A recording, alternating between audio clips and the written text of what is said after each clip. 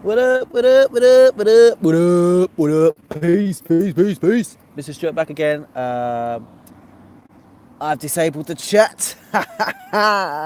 That's why I'm probably not getting as many people dropping in to the actual live stream itself. Sorry about the excessive notifications.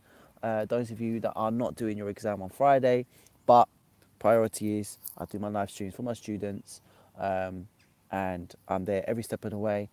And if you know, I'm going to be there for you too next year. All right.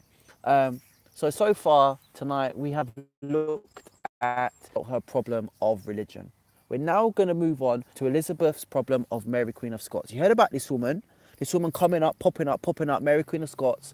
Let's talk about her. So Mary Queen of Scots, part one. Yeah?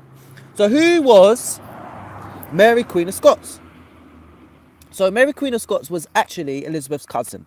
She was Catholic and became Queen of Scotland in 1542 at the age of 8 days old. Wow.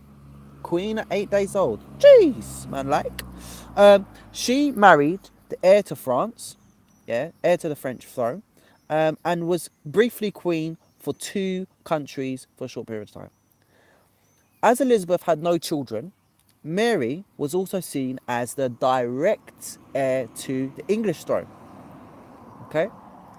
Now, we got a problem for Mary. Her husband died. Now, when her husband died, she returned to Scotland, but she became increasingly unpopular.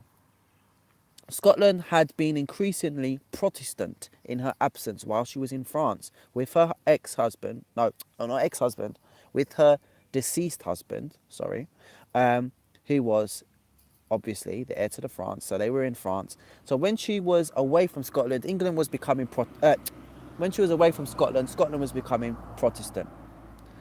Now, in 1567, she was accused of murdering her second husband. Okay? She was accused of murdering her second husband.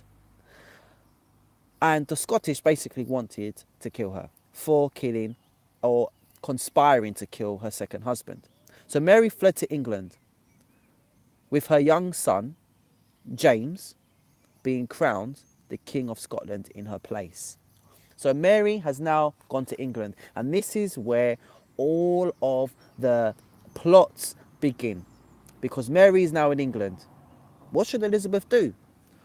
What is the threat? What is the Mary Queen of Scots threat? So the threat is simple. Mary's arrival in England concerned most Protestants. They were worried that she might directly lead or inspire a rebellion against Elizabeth, which they were right, it did happen.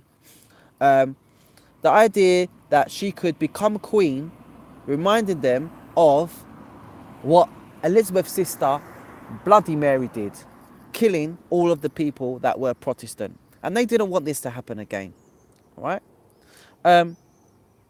Mary was kept under close guard and moved around England for